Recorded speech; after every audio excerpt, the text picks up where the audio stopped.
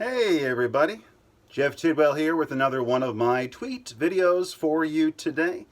As always, you can find me on Twitter at RealJeffTidwell. I'm also on Gab, Minds, Telegram, Parler, and Instagram. If you're not watching this video on YouTube, you're watching it on BitChute. Thank you very much for watching.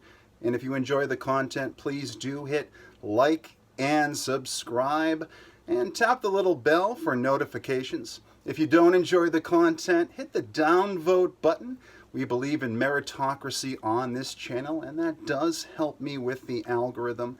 And of course, if you find my cadence to be a little bit on the slow side, you can hit the 2x speed button and get all of the information in half of the time. Time is the currency, of course, and that is double bang for your buck. So we're coming in hot on February the 22nd of 2020, a Saturday. It's 11:45 a.m. Eastern Standard Time, and I am ready to get into some tweets for you today. And of course, last week we had, well, it wasn't last week, it was last video, we had done a shout out to The Band. Some of my friends and some people that I know from the media were banned from Twitter and other places.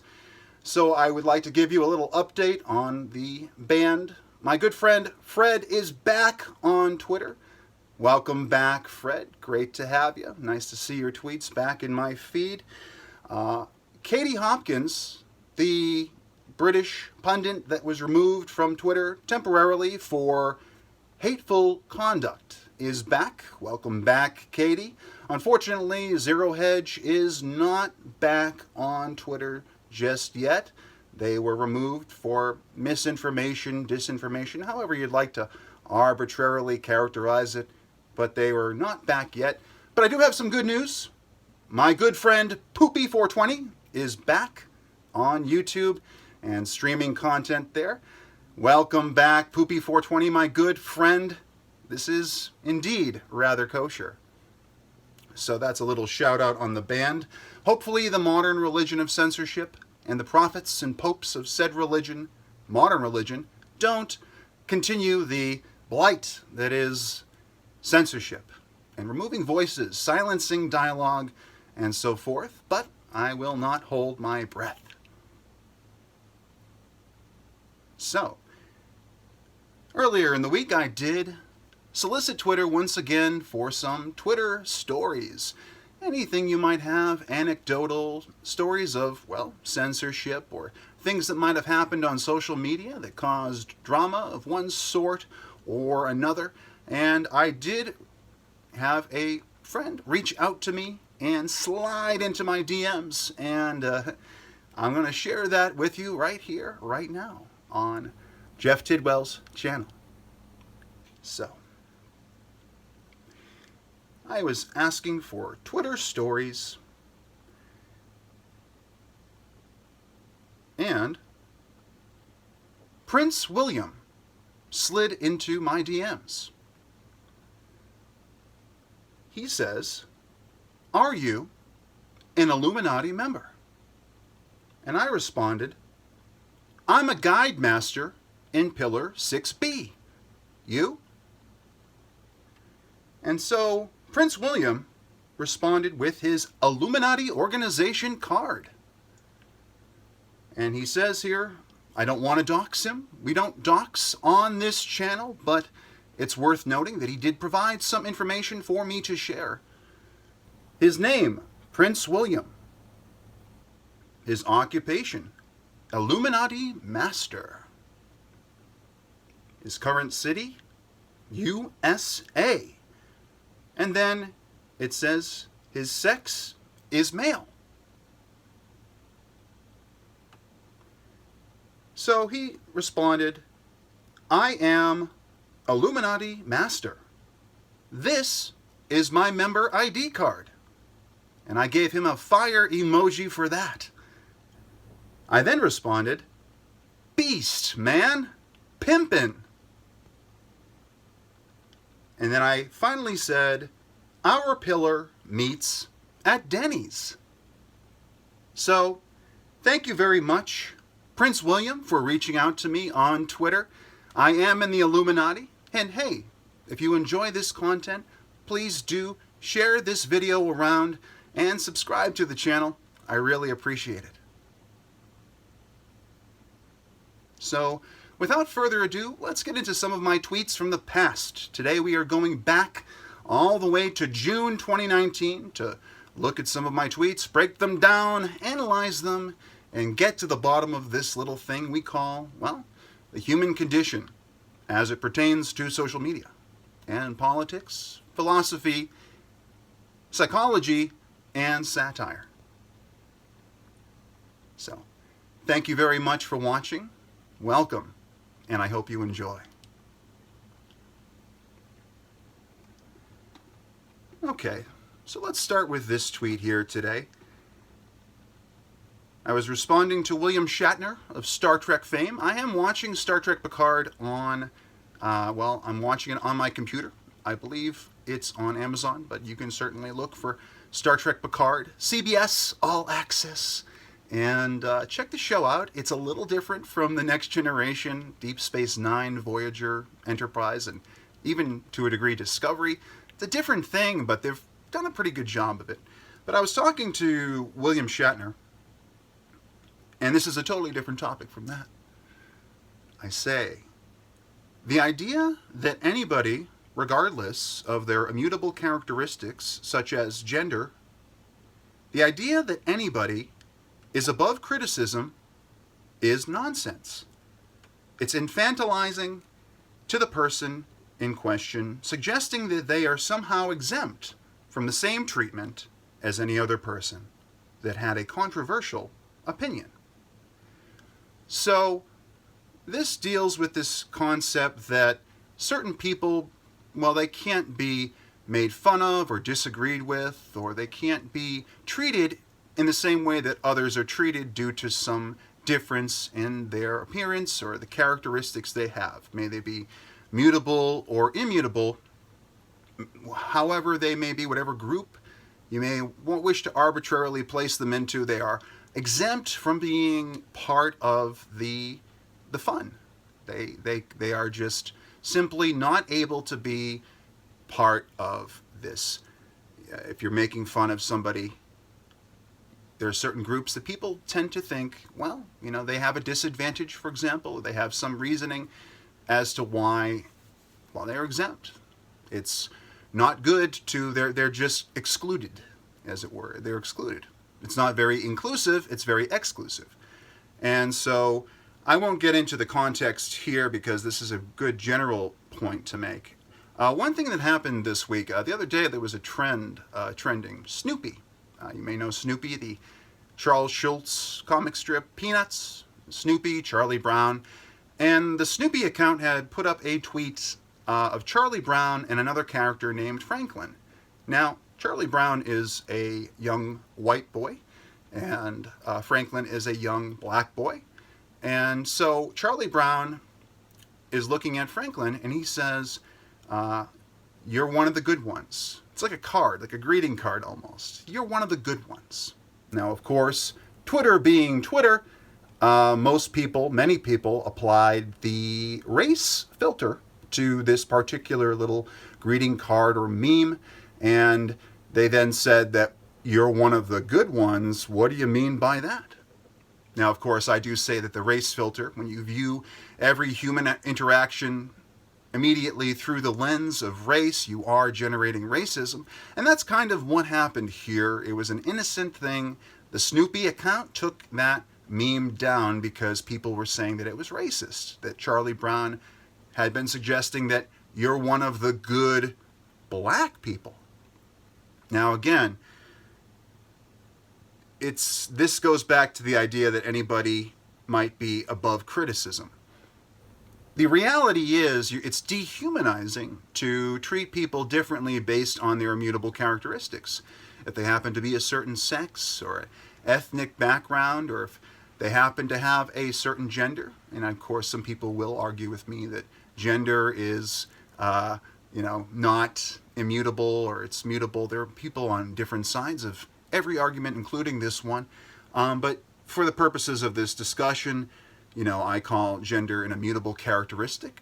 I like to respect that people, they may have changed their gender, but that doesn't mean that it's not part of who they are, who they believe they are, and how they wish to be represented in the greater society, and so on and so forth.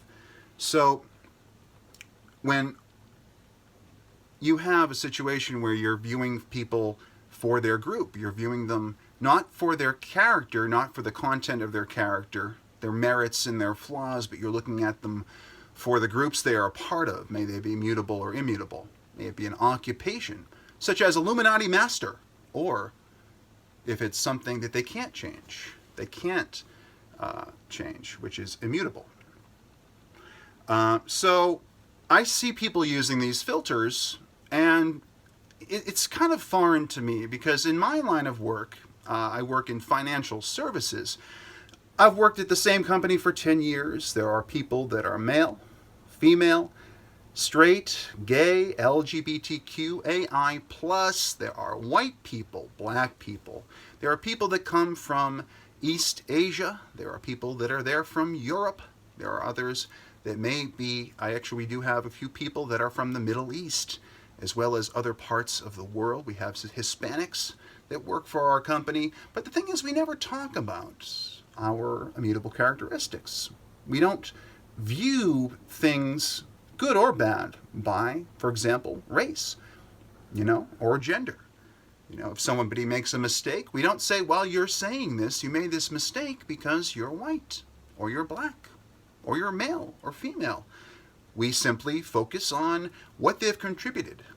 They are getting feedback for something that they have done that is not in their job description, or it's an error. It's an honest human error. But we don't view it through a lens of, well, I'm telling you this, we're coming down on you because, well, you look this way, or you are part of this group, or maybe you have this political affiliation or this religion. You have these hobbies. You might be an avid reader or a gamer. Maybe you're into sports. None of that comes into the equation, because in a company you have to be, unless you are truly otherist and malevolent, not benevolent, but truly hateful and irrational. Only then would you actually look at somebody and chastise them based on their immutable characteristics. Otherwise, you'd focus on what they've brought to the table. You'd focus on their merits and their flaws. And you'd give them a review at the end of the year, and hopefully you'd get higher than a 3 out of 5, which I believe is what I might have gotten. But hey, moving on, onward and upward, no. So basically, it is infantilizing to the person in question, suggesting that they are somehow exempt from the same treatment. So we're all about equality. When you're in the modern religion of social justice, God is equity and equality, fairness and humanism, being benevolent, being altruistic to those that we view as not so privileged, and essentially attacking the oppressor, which we see as essentially privileged. That would be, I'm agnostic on this modern religion, but that's how you would view it in that sort of postmodern framing of collectivism and social Marxism. But it's infantilizing because the person doesn't even have a chance to be wrong or to be part of everything else. They're not equal. They are exempt from ridicule when they're wrong, and when people have determined that it's funny or it's appropriate. Whether it is or not is another question, of course, but they are infantilized because people say, well, you can't even handle it. You can't handle this. You're differently abled, or you're this, or you're that. Maybe you can't handle it because you're young or you're old. It's like getting into this whole world of immutables and things like, well, you can't because of this label. My pattern recognition has viewed you and labeled you a certain way, and that means, well, you can't handle it. And it's wrong for you to be in any way treated differently, treated the same, in fact, treated the same as everybody else. It's wrong for you to be treated the same. Well, that goes against equality and equity, doesn't it? Everybody, equal opportunity for love, hate, and everything in between, okay? If people think you're cringe and they're telling you you're cringe, well, it's not because you're white. That's me, for example. In this case, I'd be cringe because I'm white. No, not because I'm white, but because I'm Jeff Tidwell, more likely. But, you're not, people aren't looking at it that way. In my company, we just never do that. We have a great, diverse staff. Nobody talks about these things, like we talk about certain things like politics, and people joke around about Nancy Pelosi and Donald Trump and so forth. Nobody takes this and uses it as a bludgeon against somebody else. It's just, that's a difference that we have. Oh, you might be for, the Republicans, and you might be for the Democrats, or whatever it might be. If you're independent, it doesn't matter. But we're getting off point here. That, I looked at that comic, the Snoopy comic with Charlie Brown and Franklin, and I looked and I said, are you saying that it's impossible for, this person to be one of the good ones? What's ones? What does one of the good ones mean? Well, it means one of the good humans. It doesn't mean one of the good black people, one of the good young people, one of the good men. It means one of the good people. Now, we don't live in a post-racial society. We don't live in a post-otherism society. People are still irrational and hateful, and they have all different reasons to be so, many of them irrational, and others not so much. They've been abused in a certain way, and now they've taken it out. Again, we are irrational beings. This happens all the time.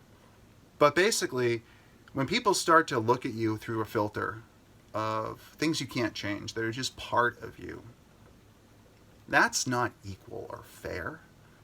We're all equal. I'm not a believer. I'm agnostic. But they say we're all equal in the eyes of God. And under the law, we're all equal. We all have equity. It's fair. Fairness is an abstract concept, of course, but fairness is what we're looking for. And when people are excluded for one reason or another, they're left out, and because people have judged them to be incapable of handling any kind of criticism, even if it's satirical and funny and there's a joke. I mean, we talk about President Trump, of course. He jokes about everybody, right? He makes the same hand gestures and does the same things for everybody. So there was this thing called the disabled reporter hoax. Now, it's not a hoax because it didn't happen. It's a hoax because people think that he singled out a disabled reporter and did this sort of crazy, he made fun of them with his arms waving around as if that means, you're disabled. I'm making fun of you for being disabled. But then people realized, well, it's a hoax because he was doing that for people that weren't disabled. He was doing that for a number of people that almost had nothing in common except that they were all human. He did it for Ted Cruz. So when people break it down, they look at an interaction, they view every interaction by which races are involved. That generates racism. And I see that here. And I think it's extremely disrespectful and infantilizing when somebody is exempt from the same treatment as any other person that had a controversial opinion or that said something. Like, we're all individuals on this planet. We all have our own views. 7+ billion of us have our own views and our own ways of looking at the world. And it doesn't get determined strictly by, we do have in-group preference. As a man, I can never truly understand how a woman feels. But, we, as people, we have to respect that everybody has their own outlook. Everybody has their own opinion and their own views. And some of them are right, and some of them are wrong. And we just have to respect that and understand that, if someone's very sensitive, they don't want to be the subject of humor, they don't want to be in on the joke, they don't want to be laughing with you or at you, if they want to be called a certain pronoun, for example, you want to be polite, you want to respect that person's position. Of course you do.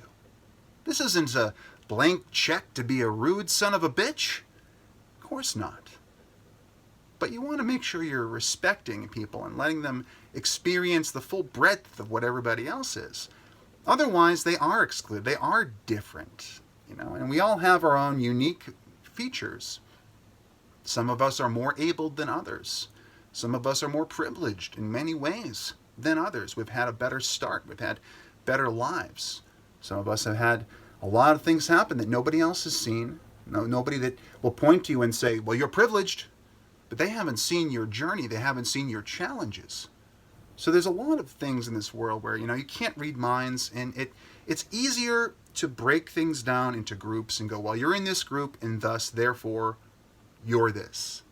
That's easier. But is it true? No. Nuance needed, and context counts. Remember that, kids? Context counts. Everybody should have equal opportunity to be offended and to offend. But it's not your right not to be offended. So, okay. Onward to the next tweet.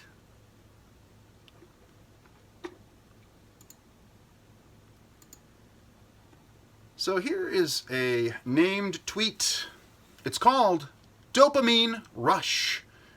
And it's sort of a bit named like a mobile game. Think about it, like Gravity Rush or Jewel Rush. Dopamine Rush 2. And it goes a little bit like this. First, you put a number on a little blue button.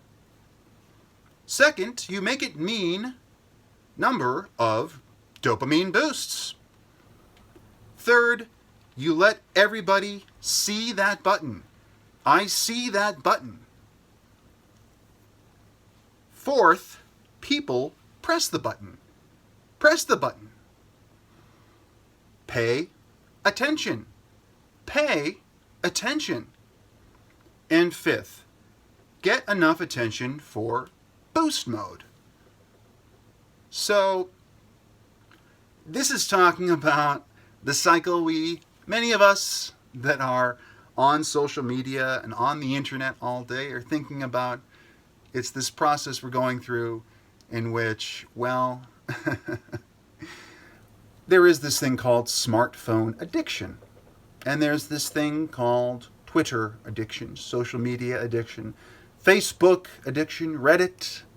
Of course, if you're using one of the alternative media sites, you might be on Gab or Minds or Steemit.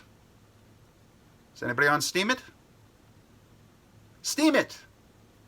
Right. So, first you put a number on a little blue button. And second, you make that number mean the number of dopamine boosts. So the higher that number, if you're looking at your notifications and you see that little 1 there, and you go, oh, that's good, that's great. Got a notification. I'm checking my phone once again. I'm going in, checking it out. Did somebody respond to me? Did I get a like? Did I get a retweet? What did I get? I got to check. I'm curious. And of course, the higher that number is, the more dopamine we get, the more serotonin flows into our veins, and in some cases cortisol.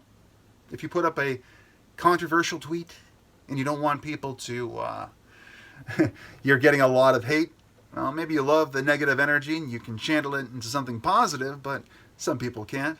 They might get some cortisol from that. But so we have this button, we press it. We're in this cycle of talk a little bit, get a little bit of that oxytocin in there. Come on, let's interact with people. Let's talk. Let's have them talk to us. Great, and then we get that feedback, notifications, and what you see is that people tend to get addicted. They get addicted to the drip. I've been addicted to the drip in the past. I've had to step away, and I've actually advised. I believe it was in a video called Pro Tips for Stress and Depression. Check it out on my channel. That, if you step away from the internet for a bit, you step away from the constant stimulus and start to find a little bit more quiet, maybe meditate a little bit, you might find that, wow, I was living notification to notification. I was living tweet to tweet. I was following certain people.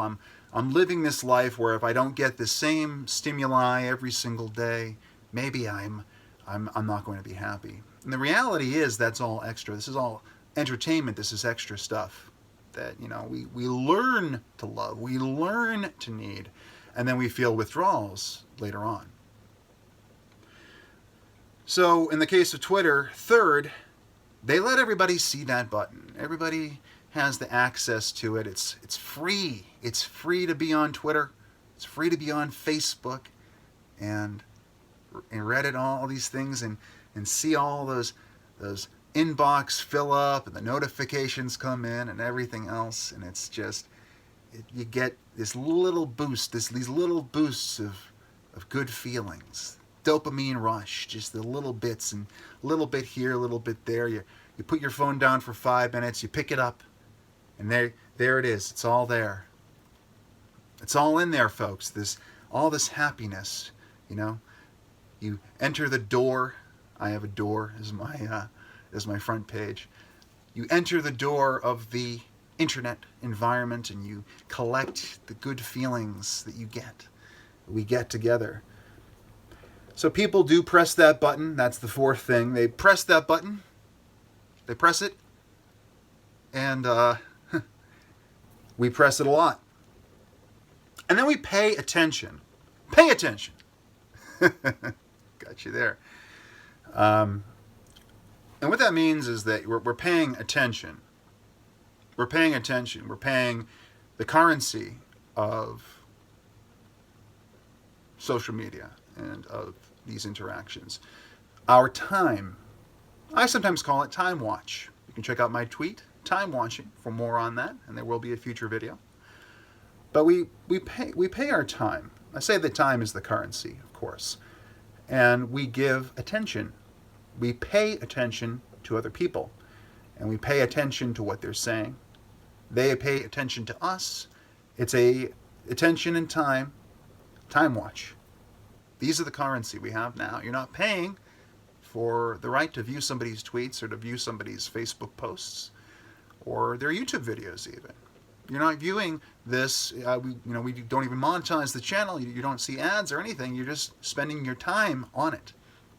So I say if, you don't have much time in the day, but you want to watch my content, it's a little bit long-winded for you, especially these longer tweet videos in which we don't do any edits. And then you can check out the segments that are made later that kind of drill it down to one topic or one tweet, for example. But if you're not going to do that, you can use the 2x speed button and get all the information in half the time. And of course, that certainly gives you more time watch to spend elsewhere. But of course, all this comes to a head when you start getting into the loop. You could call it the gameplay loop of Dopamine Rush 2. And that is, of course, boost mode. So boost mode, boost mode is that high we get after we get so much dopamine, we get so many things happening, we put up a great tweet or a wonderful high engagement video, and all of a sudden we got people rolling in, just a big wave of people. Now, if you're a bigger creator, of course, if you're somebody bigger, like, for example, Zuby, or any of these others, Kyle Kulinski, Secular Talk, any of these people that have, hundreds of thousands of followers, of course, you're getting this constant feed. You're getting hundreds, if not thousands of notifications a day, if not tens or hundreds of thousands in some cases. Imagine how many notifications President John Trump has. A lot. Or even Barack Obama, any of these accounts that have millions upon millions of followers and get so many likes, millions even likes per tweet. I mean, the that number is very high, 20 plus. So, but boost mode is this thing where you're flowing through. It's like you finish reading a couple of tweets that were replies to you. You finish liking a few here, going into your notifications and your mentions, getting through with all that. And you're on a high, you're feeling good. People are responding, I'm getting what I want, whatever you might want. We all have different desires on social media. But then you go back and there's another 20, and then there's another 20.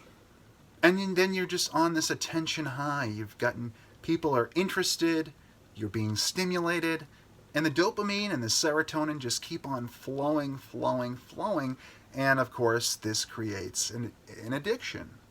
So I do want to make people aware of something called smartphone addiction. It is real, and I will admit that I have experienced pangs of it in the past, and it's interesting. But of course the cure is pretty simple. Put the phone down. Put the phone down. Maybe this video is the sign that you should put the phone down. But that's another topic for another day, because this video is going to be much longer than this. And I'd like you to watch. So, Dopamine Rush 2, you can find that on iOS and Android now.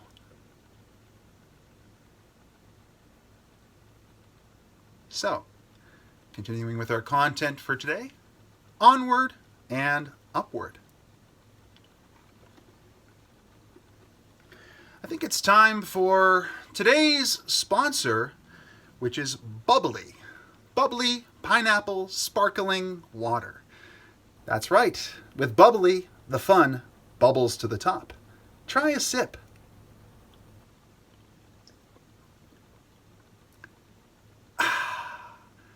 Bubbly.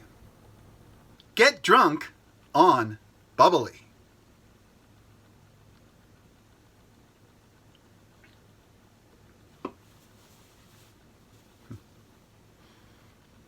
Okay.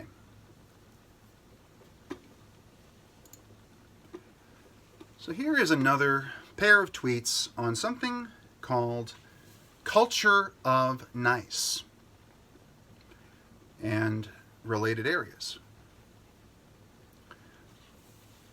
So, 15 years ago there was a phenomenon. Culture of nice. The driving principle being that one should refrain from providing any form of criticism, constructive or otherwise. We've since seen the advent of safe spaces and growing fears of hate speech, which is to say, speech one hates. In modern times, hate speech, as it were, hate speech, check out my video, hate speech is not a thing, available now on BitChute and YouTube. But in modern times, hate speech is applied to critical speech. The nebulous definition of the term has allowed big tech companies to censor content without transparency. Those that grew up in a culture of nice, now of age, work to provide the insulation they've always known. Okay, so 15 years ago, there was a phenomenon called culture of nice. Now, I'm sure that this culture of nice is still around, but I really heard it, maybe it hit critical mass about 15 years ago, around 2005, 2003, in which people, you want to be polite. Let's get this out of the way right now. You want to be polite to people. You want to be kind. If somebody asks you to do something and they've asked you in a nice way and they've earned it, or there's whatever reasoning you want to use, you'd want to help them out if you have the time and you care. And of course, if somebody asks you, please use this pronoun, my pronouns, Jeff Tidwell, me, him. You can use those pronouns if you wish. But we have this idea that you want to be nice. People say, well, it's not political correct. It's not just political correctness, Jeff. It's called being fucking polite to use someone's pronouns. And of course, I believe that. It's polite. If someone says, please call me this, use this name for me, this is my name, this is my pronoun, you want to use that. You want to be kind and treat the person the way that they'd like to be treated.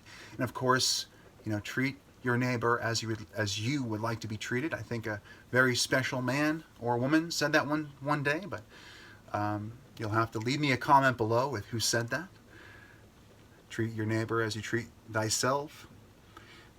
So, culture of nice, we do want to have a culture that isn't inherently malevolent and mean. Of course we do. Not want people running around treating each other like shit. I get it. I understand it. But what was happening with this culture of nice was that the driving principle was that these people should refrain from providing any form of criticism.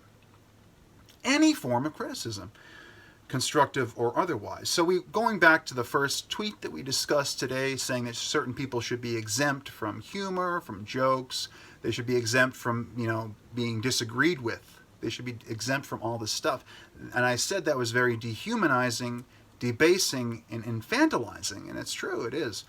When people you can't even give someone feedback, positive feedback, constructive feedback, maybe negative feedback. Maybe it's just a general neutral-ish observation that they're making.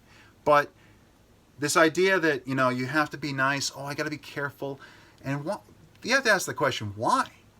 Why are you being so careful? Why are you being so careful? Is it because you view that person on a lower plane? That maybe you feel like you're punching down if you give them honest, constructive feedback? I don't know. That might be a little unhealthy if true. If true, that's a little unhealthy. Because you want to spare people's feelings, of course. Like if you're looking at somebody and they have maybe they've done some art. Maybe they've done something, they've created something, and you're looking at it and you're like,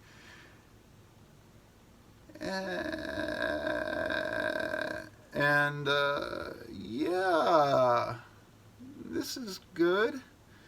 I don't want to hurt your feelings, but yeah, it's great. Hey, it's great. Of course you want to be nice to people. You want to treat people kindly, but you also don't want to be lying to people, because what happens when you don't give merit where you believe merit is due, or if you don't give feedback that may be negative, it may be sort of like, you need to fix this and this.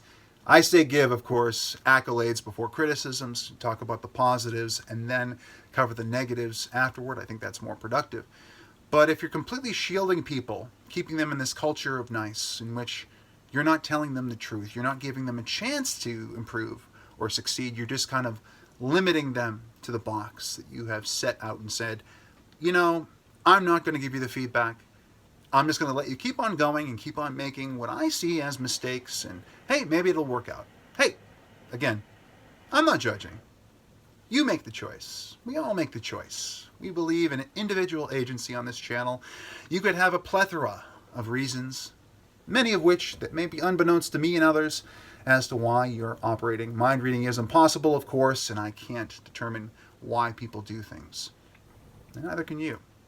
But sometimes people do this for one reason or another, and all that happens is the inertia continues. There's no counterforce to stop what's happening, because the culture of nice has erased the meritocracy. It's erased the system in which you tell people when they've done something that might not be so great. I prefer honesty. I get honest feedback all the time. Some of it I take, all of it I note, some of it I actually use, and some of it I don't. But the reality is that when you don't obey the rules of meritocracy, you kind of slip into this thing called a reverse meritocracy, or it's pretty likely that you'll go into what is an idiocracy, in which people just keep doing things without being told that they could probably use a change to be more accessible and to be more to get more attention, to be more entertaining, or to achieve whatever goal they're looking to achieve. If they're trying to achieve a goal, and because you want to be nice, culture of nice, you don't tell them where they can improve, don't be surprised if they don't improve. That's the crux of it right there. But there's more. We've since seen, in the past 15 years, especially in the past 5 years, we've seen this advent of safe spaces. I think 2014 was the year in which the world of safe spaces and people that need to be insulated from reality, and the intersectionalism where people just looked at everybody by their immutable characteristics and put them into groups, and then had fractals of, oh, you happen to be this, this, and this, so you have this many victim points or this many privilege points, whatever it might be. We got into this whole collectivist groupthink hive mind mindset that I feel like it really hit critical mass in 2014. Of course, if you think it began earlier or later, leave a comment below with your thoughts and observations. But, you know, we had safe spaces, people that are too sensitive for one reason or another to handle unfiltered reality. And they needed quiet places away where they can exist. And of course, you know, if people want to be isolated, I do believe in negative liberty. You should have the right to, you know, your own space, your own. You don't have to interact with other people if you don't want to. But of course, if you're on a college campus, you're trying to expand your world, expand your horizons, become one with the world, become more worldly. You do need to interact with other people. And you need to be open to disagreement, dialogue, right? It doesn't begin and end with, I'm going into this room now, I'm walking away. This is a space where only certain people can go. That's not the way our country works. We're founded on the Constitution, freedom of assembly, freedom of speech, and in public areas, of course, you know, you don't have the ability in the modern public square to have privacy until you go into somebody's, you know, household or their business, where you actually do have a sense of privacy. But that gets off the point that we have seen the advent of safe spaces and the growing fears of hate speech, which is an arbitrary term assigned usually onto things that people, they just don't like. They're offended by it. They find that there's hate in there. And of course, with hate speech, there's a couple of different, you know, angles people take. They say, well, every statement has a balance of hate and love. And this statement has more hate than love in it, so it's hate speech. Here's a dictionary definition of hate speech, and you need to understand that what you said falls under this I've determined that it falls under this definition of hate speech, hateful conduct. And so they go ahead and they remove your voice, or they censor you. They put you in a timeout. They put you in your own safe space, safe from everybody else. And everybody else is safe from you, based on their arbitrary authoritarian decision. So, of course, when you define hate speech, when you define free speech, you're taking an authoritarian position. I am the authority on what free speech and hate speech and all these other forms of contact and dialogue and speech are. I say, don't trust people that do that. Don't trust me. I have my views. I have my opinion. I have my bias. I have my preferences. I don't think that free speech should include libel, slander, doxing. I don't think that you should have unconsented pornography or anything that causes direct harm, fire in a crowded theater. I mean, I have my sort of guidelines for what free speech should be.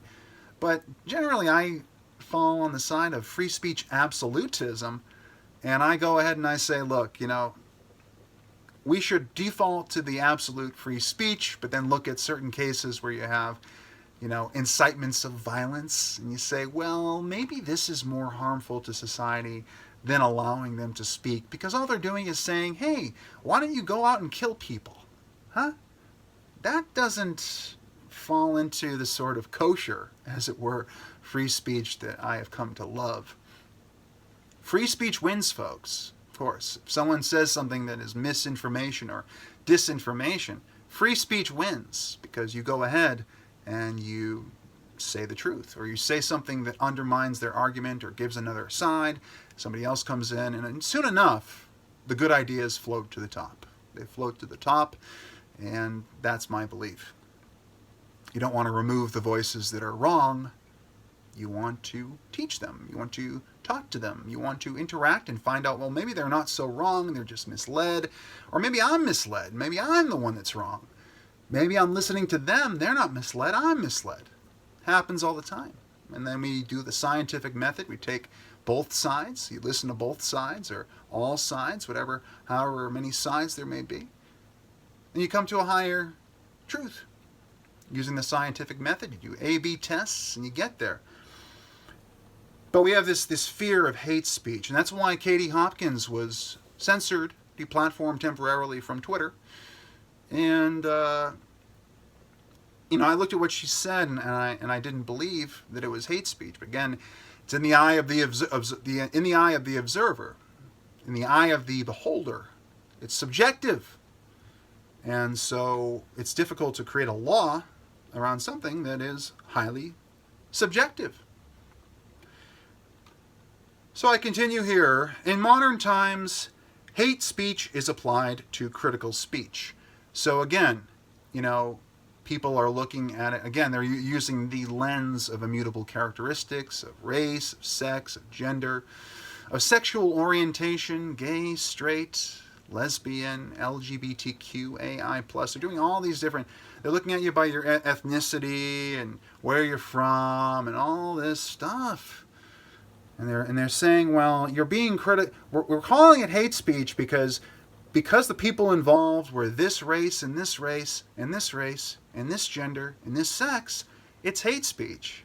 You're not giving, true empirical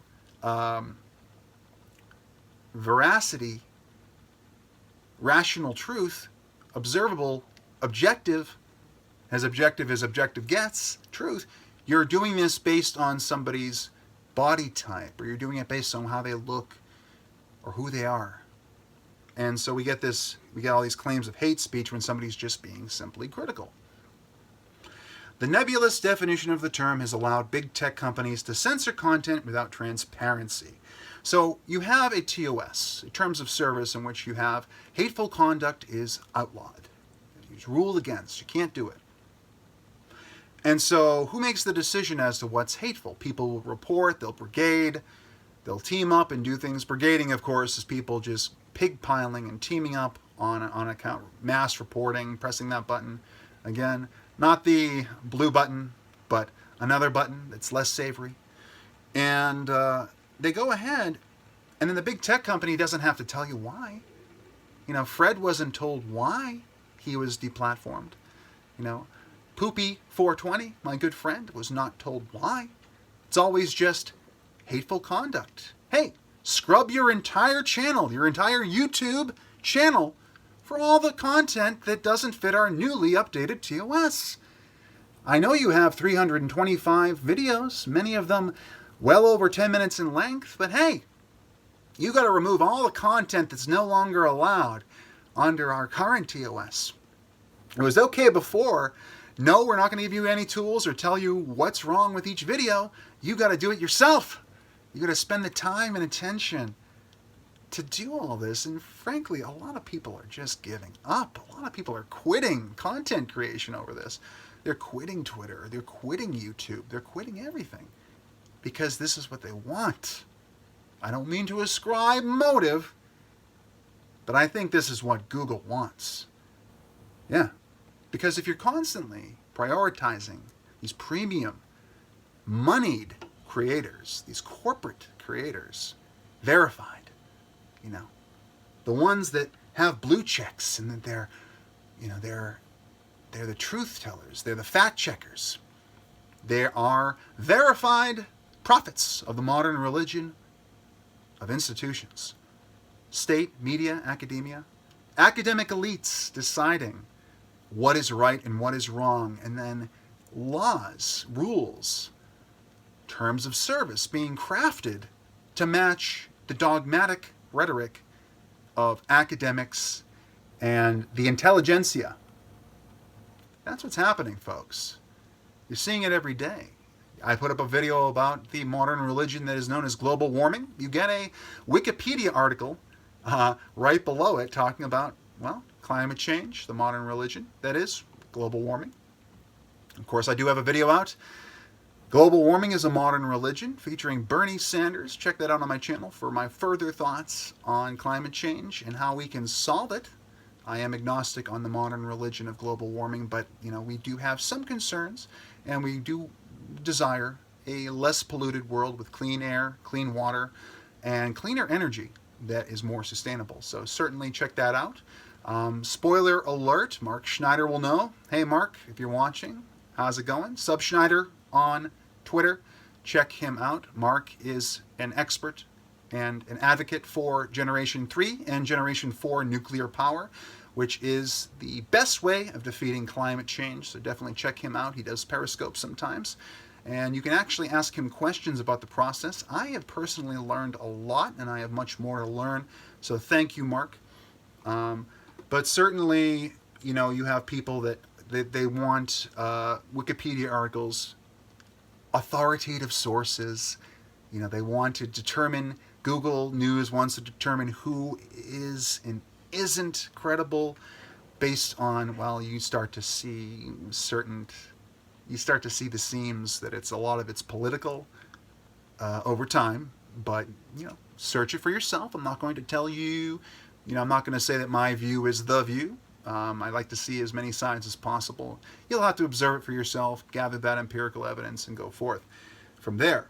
But Wikipedia, for example, you have literal people re-editing articles again and again to match the narrative that they would like people to believe, the verified, the true narrative.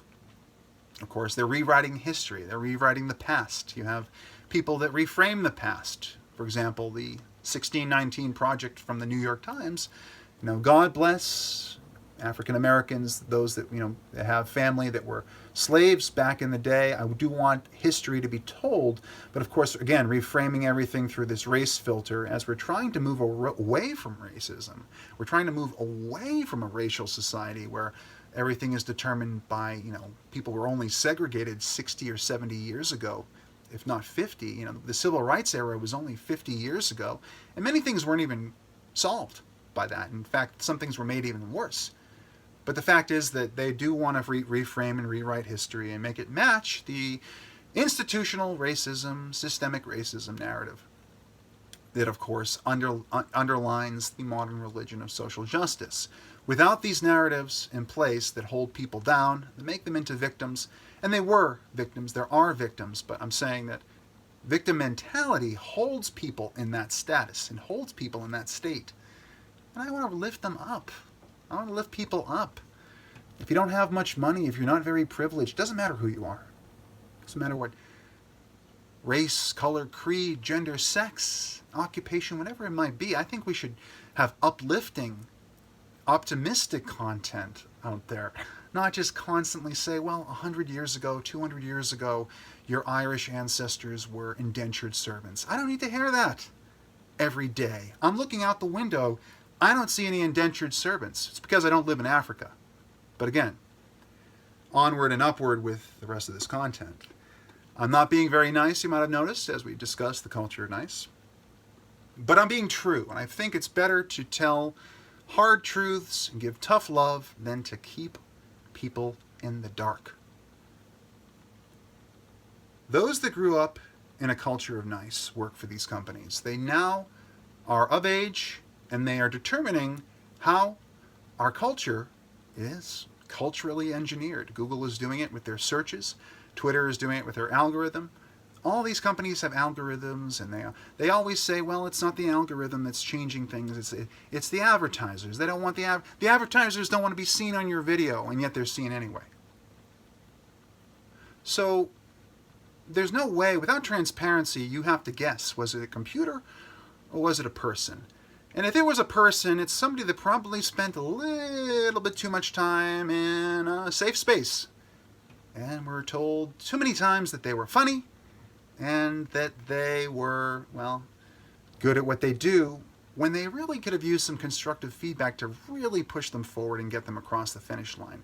Because of the culture of nice, they were not told. People were just trying to be nice. We're being nice. They were told that you're doing the right thing. Keep going. And that was a great disservice, very disrespectful to them. But they're now of age, and now they're making those decisions. They're the ones that go, yeah, let's go ahead and ban Alex Jones off of everything at once. All the platforms at once, all the streaming services all at once. It's totally not planned. Oh, it's not planned. No. We didn't plan this out. It just happened organically. We just went ahead and said, every single service on the internet, except for Infowars.com. And I don't really watch Infowars, by the way, but this is a great example. They go ahead and they say, well, we don't like him. It's misinformation. It's disinformation. It's not very nice. I don't like to hear it. I don't want to hear this anymore. Nobody wants to hear this anymore. I mean, half the people do. But nobody wants to, and therefore, I have the power. I have the authority. And I'm going to go ahead and press this button here and erase them, deplatform, demonetize, deperson, everything I need to do to create that safe space once again, the one that I've gotten used to, the one that I've grown up in. That's what happens. You get used to an environment, and then we wish as human beings to replicate that environment. You know, how many times have you gone to a hotel, you're on a trip, and then you say, it just doesn't feel like home, I'm homesick. How to cure homesickness when you've been living in too many safe spaces is to turn the whole world into a safe space. And that way, well, you won't be offended again. Everybody will be happier according to you. And you won't have to deal with cognitive dissonance. Your confirmation bias can just take over. You don't have to have any discomfort at ideas you don't like. Because, let's face it, they're wrong think. You want to be in the right think echo chamber, not the wrong think one. That's the other team. That's the other people. You don't want to be there. You want to be here. In the right think world. So culture of nice has been a thorn in my side for 15 years.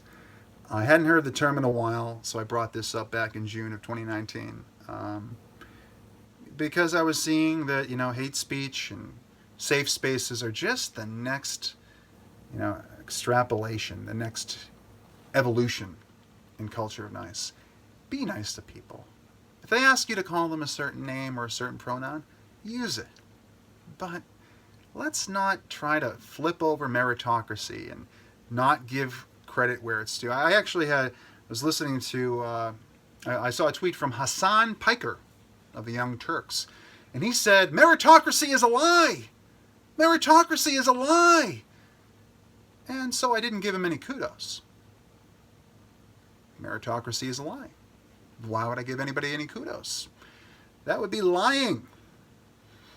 So, of course, if you enjoy this content, please do like and subscribe. And leave me a comment below with your thoughts and observations. Okay, onward to the next tweet. I'm going to go searching now for more tweets.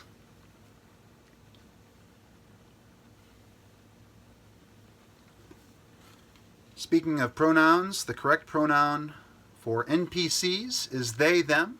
Check out my video on YouTube. The correct pronoun for NPCs. Another video I have is called Pro Tip. Don't delete your tweets. You can find that on YouTube and BitChute.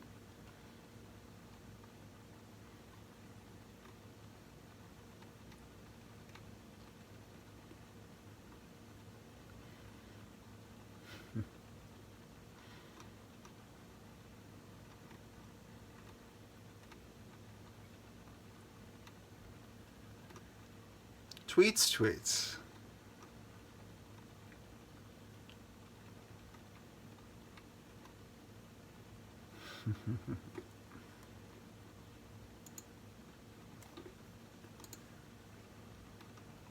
All right, so I have two here. We'll get into the left-right political dichotomy. So regarding the left-right political dichotomy, while certain beliefs can be easily mapped this way, left and right, binary absolutism is limiting. In examining echo chambers on both sides daily, I see similar behavior in different details. We're all human, imagination is endlessly powerful, and there are two evils. So we talk about the lesser of two evils. The next tweet is saying, continuing from there, making the past fit one's desired narrative is a powerful tool used by both sides of any political dichotomy. The differences are in the details. It's an unavoidable tenet of human communication. Facts are as clear as the conscience of the one recording them, and truth is subjective. So we covered a bit of this in the last tweet a couple of moments ago, but I'm going to continue with this and go through this relatively quickly.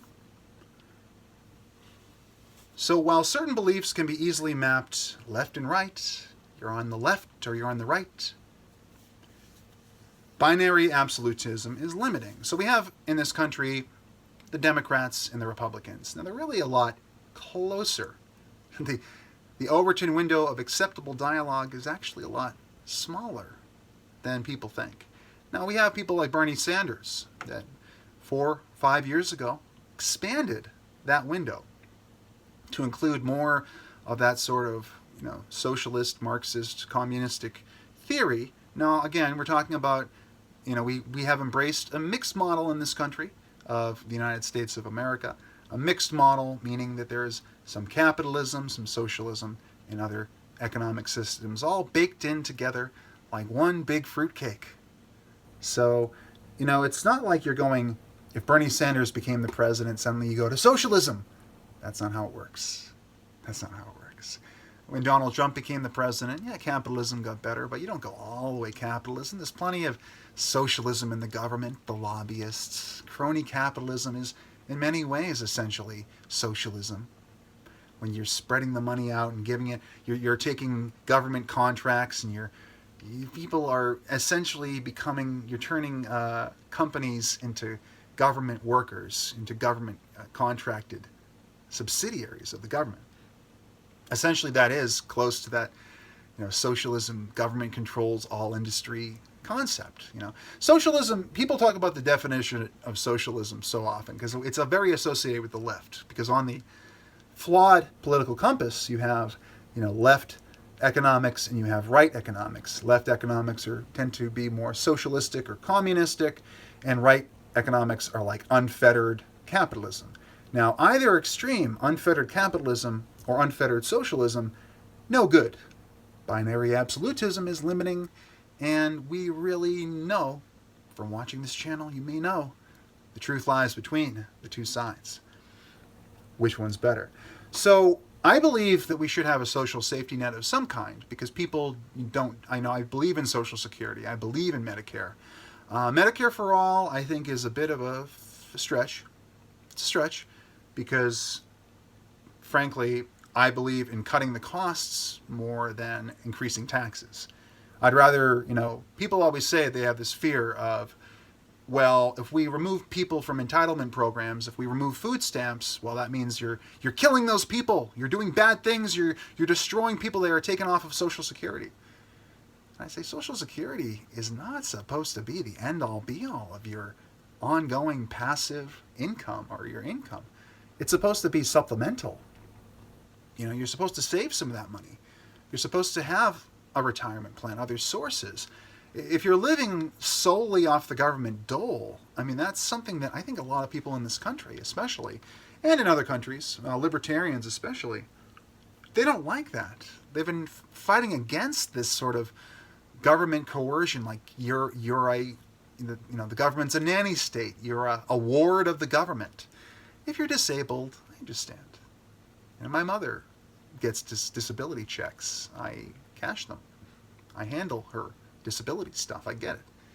My grandmother, rest in peace, she was on Social Security. She also had life insurance. She had pension. She had all these things. And nowadays we don't have so much of that. We have 401ks. We have IRAs. We have these options. But, this idea that the government's supposed to save us, this government is supposed to save us, I think it's a good idea, social safety net, but I don't think it's the absolute, where you should be throwing people off of private insurance, private health care. People should have choice in America. And socialism, however you wish to define it, democratic socialism, or if you're going to talk about certain parts of Marxist theory and this and that, it's a nuanced topic. We're not going to get into it on this channel. You can certainly seek subject matter experts and get more information on exactly what kind of programs Bernie Sanders and others are looking at when they say they want democratic socialism. But it requires a capitalistic system to work. Socialism requires capitalism to work, otherwise it just doesn't work.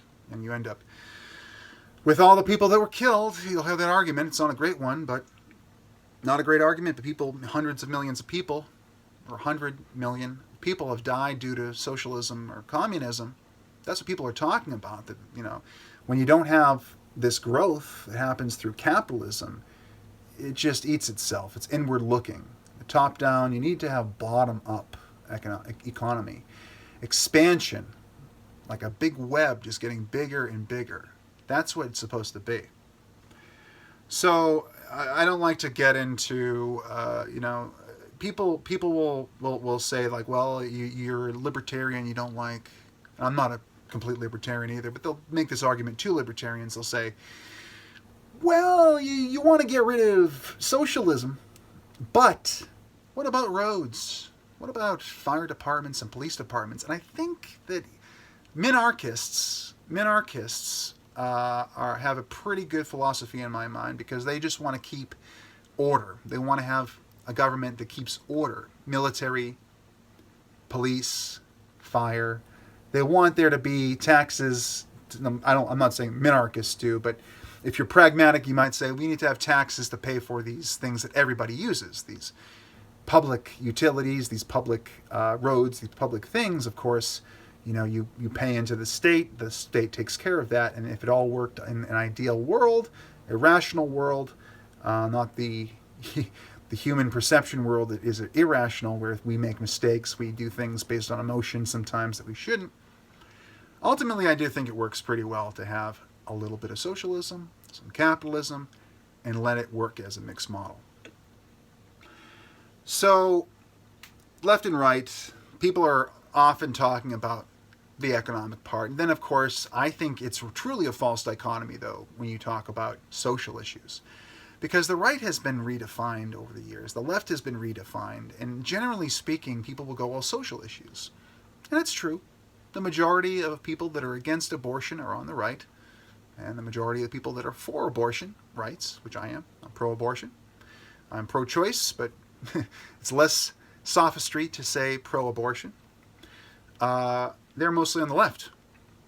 So you can easily map these beliefs out, but ultimately the binary absolutism is very limiting. And what's happened is people tend to just, some people that are more collectively minded, they tend to just judge by the label. You're on the left, therefore. You're on the right, therefore. And there's no nuance there. There's no individual agency. There's no individual understanding of who people are, other than, oh, you're a male, you're white, you're black, you're Hispanic, oh, you're straight, oh, you're Muslim, so you're this, or you're Hindu, so you're that, oh, you're a gamer, I'm a gamer, oh, you're an artist, oh, you're a philosopher, you're an economist, oh, you're a performance, you're into performance art, so therefore, people just take a label and they let their pattern recognition do the rest, and it makes life easier to navigate, makes society easier to navigate, but frankly, I find it rather limiting. So I say, create your own label, create your own brand, and that way we can all be very unique. So in examining echo chambers on both sides daily, so I try to keep 1 foot or more in different echo chambers every day. Like, I don't just listen to the left, I don't just listen to the right, I don't just listen to the alt-center, I listen to everybody a little bit. Now, there's certain messaging that's a little bit overplayed. I don't need to hear Orange Man bad every single day 500,000 times.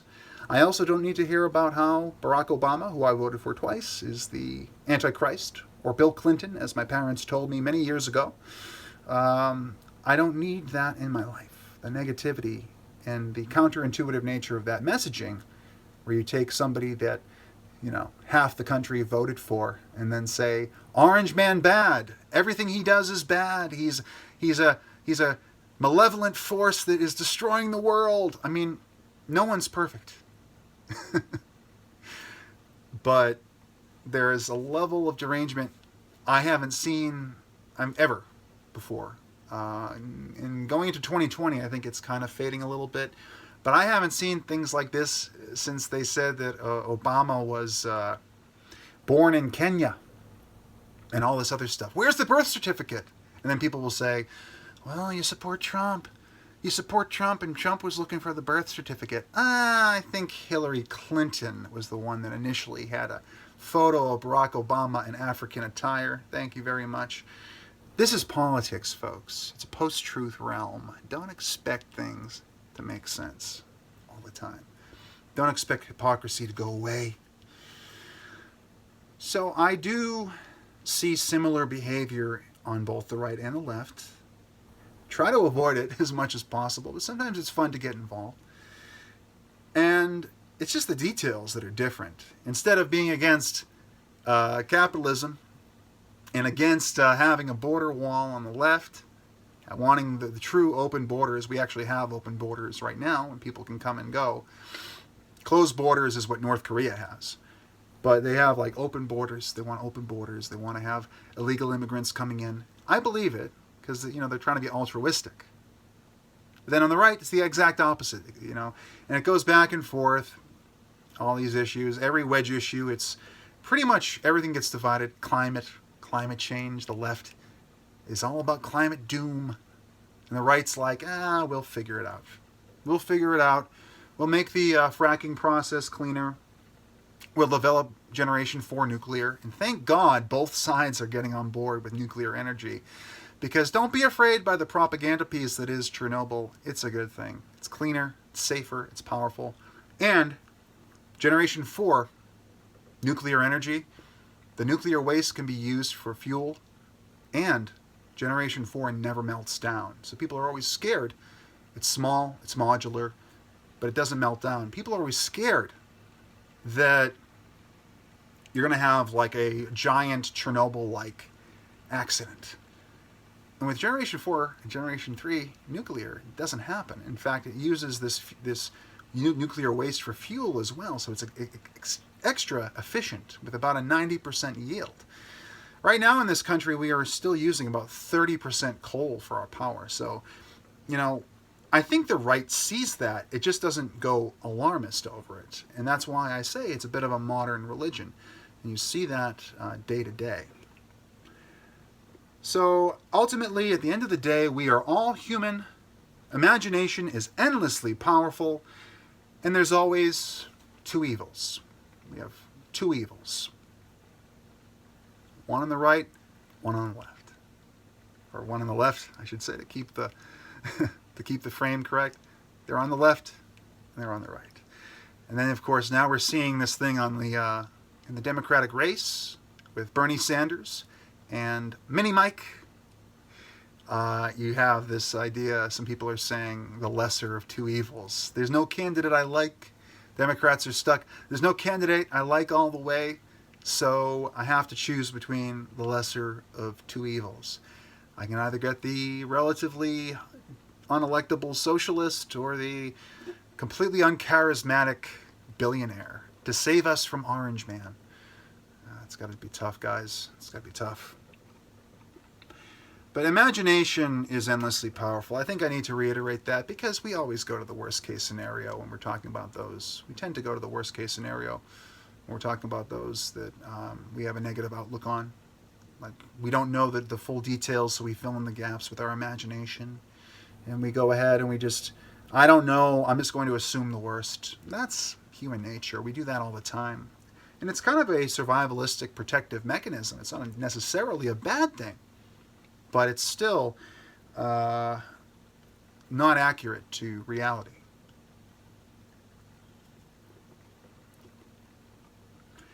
So making the past fit one's desired narrative is a powerful tool used by both sides of any political dichotomy. So, of course, people do reframe and rewrite the past. They try to get rid of certain information. Of course, sophistry is all about. In Sophistry School, my video on BitChute and YouTube, you can learn that well, actually, no, Sophistry School doesn't have this line in it, but I do talk about how you can stack contradictions and limit information. And that way, you can confuse people that are less well-read, less knowledgeable on a subject, and get them to do what you want. If you're a sophist, you can mislead them.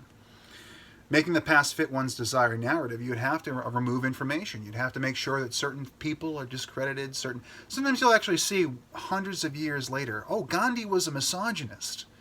You'll see people that are can be discredited hundreds of years later. And then, of course, from there, if it latches on, if it sticks, if it's sticky, people will then go, well, I can't listen to anything they ever said. It's always, over time, the further you get from the events and the more everybody that was alive then that can tell the true story, or the true Earth story, they're dead. So you're looking at books, and at that point you're basically just making sure there are historians that want to preserve history, and they want to keep things as complete as possible. And then there are historians that aren't really historians, they're more sophists that wish to eliminate certain information and then to go through and reframe everything that you do see. And ultimately, you don't really know what happened 200 years ago. I don't know what happened 100 years ago. Nobody that wasn't alive then experiencing it at the time. And we even experience this today. People talk to me about Russia, Putin, Kremlin, Moscow, Tulsi Gabbard, Jill Stein, Roger Stone, Trump Tower, Putin, Russia, Kremlin. They don't even remember 3 or 4 years ago when a lot of this was discredited. This has been a hoax for many years. But the thing is, over time, you have to kind of be there. You have to be experiencing the information as it comes in, the timing of everything as it comes in, really watching it. Because if you weren't there, you're just coming in now, you're going, well, here it goes again, Russian interference. By the way, everybody, public service announcement. Every country in the world has an opinion and a stake in some fashion on every other country's election in the world. Russia can want a candidate. China can want us to have a candidate. We can want China to have a certain president. We can want Australia. We can want anybody. The EU to be run by certain people. Now, interference is obviously not great. It's corrupt. It's wrong. It's immoral. In interfering in democratic elections. But every country does it. That's your PSA for today. Every country does it on some level. It's just that we've decided to focus on Russia, and say that Russia specifically, despite the fact that Barack Obama had a good and flexible relationship with them, this is being used as a bludgeon, despite the fact that Bill Clinton gave a $500,000 speech to a Moscow investment bank. Hillary Clinton still used this attack because it's effective. People are still parroting Russiagate today. I actually have canceled making videos because I thought that, I'm going to talk about Russia. Russia's a dead issue, isn't it? It's a dead Red Scare hoax, isn't it? No. I wasted videos for nothing. But that's fine. So the differences are in the details between the two sides when they try to change the past. You have to have a reason. You change the past to affect the present, which affects the future. That's what happens. You change the narrative, and over time, dividends are paid out. And it's not partisan. It's bipartisan. It's both sides. It's all sides of the political sphere that do this. And it's an unavoidable tenet of human communication. Really, it really is. It's like the facts are as clear as the conscience of the one recording them, and truth is subjective. So if somebody is coming into writing history, if they're recording the facts way back when they happened, and they're not telling the truth then, because they're trying to, spin, as they call it. Check out my new tweet, Gone with the Spin, for more on that. It's actually just a satire tweet, but you can definitely check it out. And the facts are as clear as the conscience of the one recording them. If they don't have a clear conscience and they're recording things inaccurately for their own benefit or for the benefit of others that they know, if there's some kind of cronyism going on, some kind of corruption going on in the person that's recording facts, yeah, you're not going to know the full truth. You'll never know. If at the time of the event it wasn't being recorded correctly, you'd need eyewitness testimony from somebody else. You'd need empirical evidence from somebody else that can be verified. And so truth is in many ways largely subjective.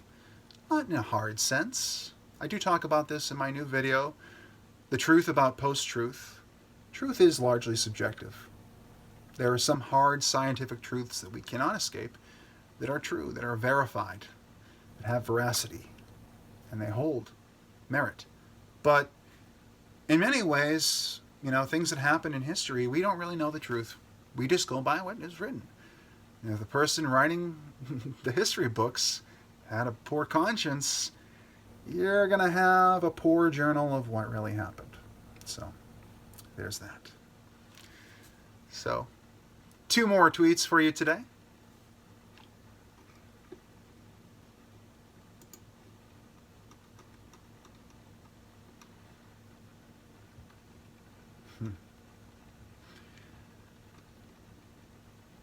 Talk about my positions on various issues.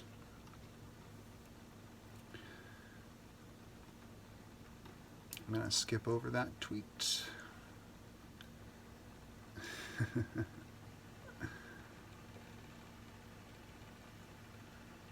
Okay.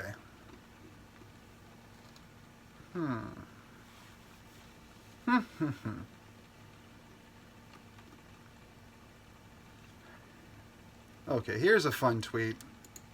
Here's one that I like. It's a named tweet. It's called Science Fiction Checkers. Not fact checkers, science fiction checkers. Utopias and dystopias form the worlds of the future for many sci-fi tales. Much like music and other media, they also inform real-world narratives in our mind's eye. Universal authority over the past and present, perhaps in search of utopia, may find dystopia. So, I think that Star Trek is a great, very optimistic, beautiful franchise. I was a big-time TNG fan. That's the Next Generation, with Picard, Riker, and Troy, Data, Geordi, Worf, Wesley Crusher, Dr. Crusher. I love the world of the Next Generation aboard the Enterprise and all the beautiful things that happen and the not so beautiful things. But basically, I just liked that we had this utopian world to look at and kind of aspire to. Like, what is the future going to look like in 400 years? Is it going to be the Dark Ages again, or is it going to be something brand new and beautiful? And they had iPads, they had everything else. It was great. Star Trek was great. Deep Space Nine made it a little bit darker, but I love that show too, with Ben Sisko and Quark and everybody else on the show. But utopias and dystopias form the worlds of the future for many sci-fi tales. Like, either the future is really dark and problematic, it's not like the same as it is right now, it's either dark or it's rather, perfect. But of course, oftentimes those utopias have an underlying darkness that, oh, how is this society so perfect when this is happening? There's always, a lot of these stories end up having a utopia with a dark underbelly, which is actually kind of telling. But yes, we have these extremes. Like, it's either going to be really bad are really good. And that's not realistic. It's realistic for it to be similar to the way it is now. So much like music and other media, they also inform real-world narratives in our mind's eye. So everything is filtered. A lot of people tend to view the world through fiction. They tend to view it through the narratives and the constructs of story. They view it through a lens of a story being told. Human beings do this. We do this all the time. This is what persuasion is all about as well. A lot of it is how to craft things into a story that's understandable and relatable in order to get you or I or anybody to do something, to change, to buy a product, you tell a story. You bring people into the scene. You paint a picture in their heads. This is what persuasion's about. You paint a picture. So sci-fi tales, may they be utopian or dystopian, they paint a picture in our heads of what the world should be and what we should be moving towards, what we should be going towards. And I think, in my opinion, I think some people have taken Star Trek and these stories, and because they look at they see the same kind of imagery, the same sort of people, the same sort of people in the world, the same sort of archetypes. They see them and they go, this looks just like the story that I read. They say that the people that have read 1,000 books have lived 1,000 lives. And I feel like some people, not all people, that read books. I love reading. I'm working through Dune, Frank Herbert's Dune right now. It's very good. It's taken me a long time, but it's worth every second that my eyes are on the page. But I think some people just start to view the world through the filters of the media and the entertainment that we intake. And I feel like the archetypes that we see, begin to take form in the real world because our minds have been conditioned. The same neural pathways have been gone through again and again with x equals x, y equals x, x plus y equals z. It's all this sort of system, like they say that there are only like 7 stories or 11 stories. There's only 15 kinds of people in the world, or something even smaller than that. And then people just, the people that are more apt to label people and be collectivist and sort of put you into the group regardless of, what's going on in your head or how you feel, but you just happen to be this archetype, or you happen to have these immutable characteristics, or maybe they're mutable. Doesn't matter. But I think that books, media, music, they of course all influence. They all assign opinions and they inform messaging going in again and again and again, even if you think it's irrational, not rational messaging. If it's, this is sci-fi, this is futuristic, this is a video game, who cares? This is a cartoon. It still informs, the messaging still informs our thought process. It just does. And we have to be cognizant of that if we want to, overcome the shortcomings, the shortfalls of this stuff. But they inform the real-world narratives, and the thing is, these stories are written to reflect on the current. Many of them are current, reflecting current political times, and so they say something's going to happen a certain way, and it's wise not to just go along with what some writers think is happening, because the future isn't set. It's not set. Things could change right now. They could change at any time, and then we'd be left wondering what's going on, what's happening. If we're stuck in the confirmation bias that the world should unfold as it does on Star Trek or on Battlestar Galactica or any other property. So I continue to say that universal authority over the past and present, that is to say, complete control, authoritarian control, in search of utopia, may find dystopia. Authoritarian control in search of utopia may find dystopia. Because by removing all the bad people, by censoring and depersoning and deplatforming, by putting everybody that you disagree with in a gulag, as some would say, you think you're removing all the blights of society. But what you're really doing is creating a brand new totalitarian state that anybody who disagrees will have to suffer the same fate. And I know that that's extreme thinking, that's absolute thinking. Think of this in a general context. Don't think of it as me saying deterministically it's going to happen. It's going to happen. That's not what we're talking. We're talking figuratively and impressionistically here. But I'm talking directionally true, that the more control people have, the more streamlined and whitewashed society gets, the more authoritarian it is. And that's why a lot of these writers, they actually have the thought, hey, maybe we should have this perfect, perfection is a fallacy, folks, perfect society have a dark underbelly. The yin and yang that we face so many times in this largely binary reality of ours here. So sometimes you actually create the dystopia. You create this system where a lot of the power flows to the top. It becomes centralized, like in socialism. They say that it's for the people. It's like crabs in a bucket. If they're all trying to get out at the same time, none of them can get out because they're all grabbing onto each other. But if one gets out, it then grabs a flag and says, join me. Join my party. We're a collective. But every collective, as Star Trek fans know, even the Borg needed a queen.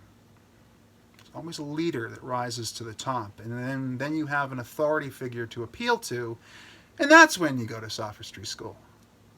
So I say in your search for utopia, you should probably be careful because you may run into dystopia. Too much control, too much totalitarianism, and it is not. That is not what this country was founded on. We literally wrote a constitution of laws that guarantee freedom. Seems contradictory in some ways, but hey, it's worked out pretty well so far. So, one more tweet for you today.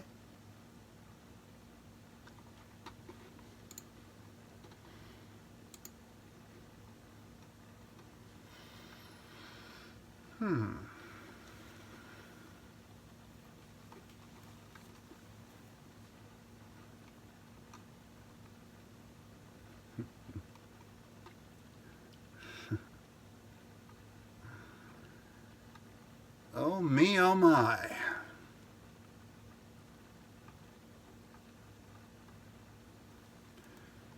Somebody had talked to me about this science fiction checkers tweet that I just broke down.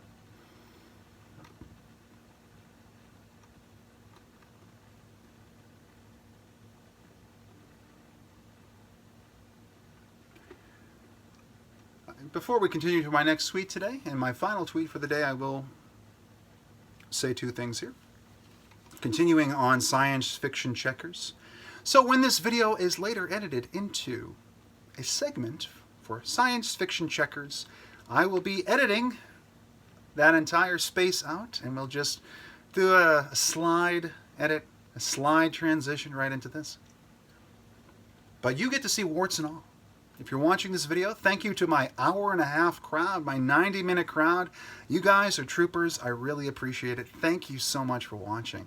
And for those that don't have the patience for this, well, you won't see this, but you can check out my segments later.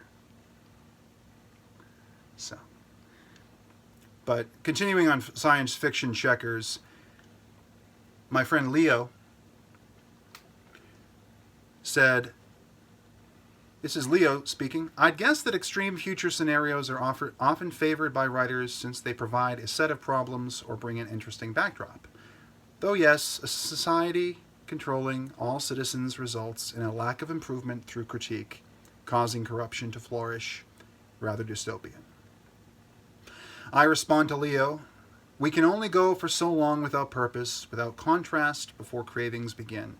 Inertia always meets a counterforce. The extremes of sci-fi make it harder for those heavily influenced by it to find a center. A fear of dystopia, an envisioning of utopia. We manifest reality. Leo then says, I don't really see sci-fi as a distinct culprit here. We have had Plato's Republic for over 2 millennia, and it's been read either as a cautionary warning, a model utopia, or something in between. Though I agree that heavy media consumption may contribute a range of imbalances. I then finally say here, agreed. I agreed with Leo and said, as a sci-fi fan, I don't believe it is in itself causal to a relevant degree, but merely another influence. I'll be breaking down science fiction checkers on video soon, but in the meantime, I do see the anxiety of why aren't we to utopia yet? Facilitating some dystopian ideals. Indeed. I said that earlier. So we'll go onward to the next tweet.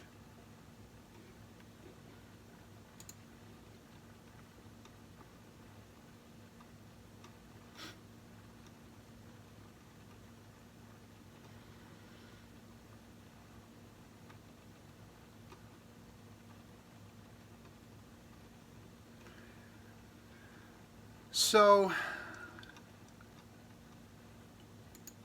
let's end this with a little talk about President Trump.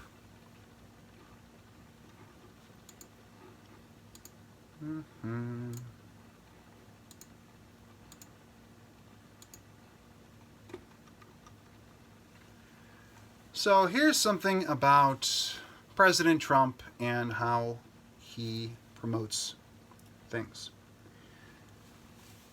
It will be a glorious day when the people calling for President Trump's impeachment using concentration camp analogies and think of the children imagery involving cages realize that they've been trained to look at the very reason that a wall was persuasive in the first place. It will be a glorious day when the people calling for President Trump's impeachment, which, by the way, failed, using concentration camp analogies and think of the children imagery involving cages, realize that they've been trained to look at the very reason that a wall was so persuasive in the first place. So I do wish for people to understand why and how publicity and persuasion work. I do have a video out now called All Bases Loaded that advocates for studying persuasion as part of understanding better the post-truth realm known as politics and beyond, understanding news and everything else as well. But when you talk about concentration camp analogies and think of the children imagery with cages, Trump wants us to look, when he talks about something, he wants us to look at it. So he talked about the wall. I didn't vote for President Trump, by the way. I voted for Jill Stein. But, and I have to say that because I think some people tend to go with ethos-based arguments. You know, they listen to people based on who they, voted for or what they believe in, versus logos, which would be the truth, the rational, science-based, physical truth, observable. So he got people to look at the wall. He got people to look at the border situation. And what we had, and of course I'm going to frame it the way that I like. I say, we have to look at this, though, that women and children and drugs, but women and children are being trafficked into our country through the border. It's the easiest way in. Now, of course, they're coming other ways, too. They're coming through the Canadian border. They're coming through planes. They're coming in boats. Coast Guard is always on duty, always looking around for incoming illegal immigrants and drug dealers and everybody else. But he is getting us to look at these issues. It's not just build a wall, looking at using a race filter, build a wall because some of the people that are outside of our country that want to come in are another race. It's racist. That's not all the whole story. In fact, a lot of the people here illegally are not of any one given race or another. They're all different races, all different backgrounds, all different religions. It's not any one thing.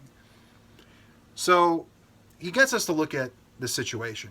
We've spent more time over the past 4 years looking at that border border security questions and issues than probably any time in the history, all told, of this entire country. And that's because he used his, I guess you could call it, provocative frame, calling it a wall.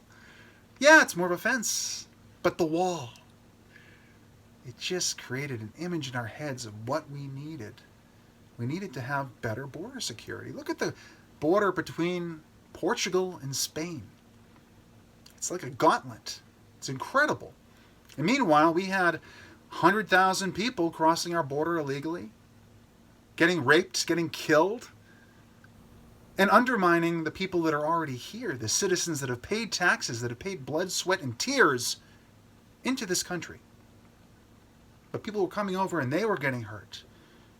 And some of them, the bad hombres, that means some of them, they might have been gang members, killers, and drug dealers. That's who he's talking about when he talks about the bad ones. They were coming in. And we had to find a way to stop it. You have to bring attention to it. You have to draw attention to it. And you do that through persuasion, through provocation, through getting us to look in a certain direction. And then things happen. We've been trained to look at this situation so that we can help come to a solution. We can actually give our feedback on social media as to how to fix these things. And I think that, you see experts come out. You see subject matter experts, SMEs, as some call them. But you also see the citizens give their 2 cents as well. And so ultimately there's more information flowing around about border security than there ever has been before, period. And with all that information, of course, solutions come quicker. We got this beautiful wall that doesn't cover the whole border. It's not made of concrete. It's not a medieval style wall, but it's a see-through wall that has all the bells and whistles you can ask for. There's access at points of entry into the country where you can legally come in. Ports of entry. And so we've been trained to look at this reason that a wall was needed in the first place. Now, some of the people were against Trump, anti-Trumpers, Democrats. They were against Trump. And they were against the wall. They thought it was xenophobic, otherist, racist, even sexist. Hell, I'd throw that in there. Go ahead. But ultimately, if he hadn't brought that up, nobody would know that some of these children are being mistreated. Nobody would know that many of the children that come into this country that are supposedly with their families are really with traffickers. And if you keep those traffickers with those children, the children get abused. And that's not every one of them. There are families that come here. But even then, here comes a little bit of judgment to close out our video today. If you're bringing a child from the relative safety of your home, or if you don't have a home, but if you bring them to a border of another country, that's not our fault as a country, or anybody's fault, any border you come to. If you come to the border of Brazil and you try to get through illegally, you're putting that's child endangerment. You're putting that child in danger. That's not the responsibility of the Brazilian or the Chilean or the United States or Mexican governments. People need to take personal responsibility. That's what we're saying, You can't just let people do whatever they want. They have to have some consequences. And the consequences for coming here illegally is that you don't get to stay. And if you get to stay, it's because of a nice altruistic, benevolent law that, is fine. DACA's fine. These are fine laws, but we can't incentivize people to do these dangerous things, especially with children. So I'd like to say this has given us a good chance. I never talked about this before. I spent my entire 20s not talking about this subject, and I'm sure many of you can actually agree. We never really talked about this. Yes, the Make America Great Again, the MAGA people were talking about building a wall. They knew why. But a lot of us had to be persuaded, and some of us never will be. They'll just want open borders forever. That's fine. You're entitled to your opinion. I'm not one to judge. But when you have a country, when you have sovereignty and a welfare state, yes, you need a strong border. And I'm glad that President Trump brought attention to this issue and helped the Democrats and the Republicans come together and get something done. So that's the end of our video for today. Thank you very much for watching. This is a very long video, possibly my longest video ever. And those that have stuck it out, thank you so much. I hope you enjoyed the content. If you did, please do hit like. And if you're not already subscribed to the channel, please do subscribe as well. If you didn't enjoy the content, and that's totally understandable, hit the downvote button. That's right, we believe in meritocracy on this channel. If I've done wrong, let me know it. Please do leave me a comment below with your thoughts and observations on the things that were discussed today. Places you agree, places you disagree, or just your general observations in general. That's kind of redundant, isn't it? Of course, I can be found on Twitter at RealJeffTidwell. I'm also on Gab, Minds, Telegram, Parler, and Instagram. If you're not watching this video on BitChute, you're watching it on YouTube. Again, thank you very much for making it this far. To my 110-minute crowd, thank you very much. I appreciate it. And as I always say, every video, everything I said today might be wrong.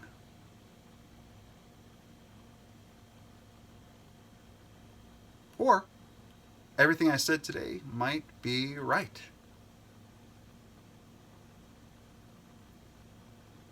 Perhaps some of it's right and some of it was wrong.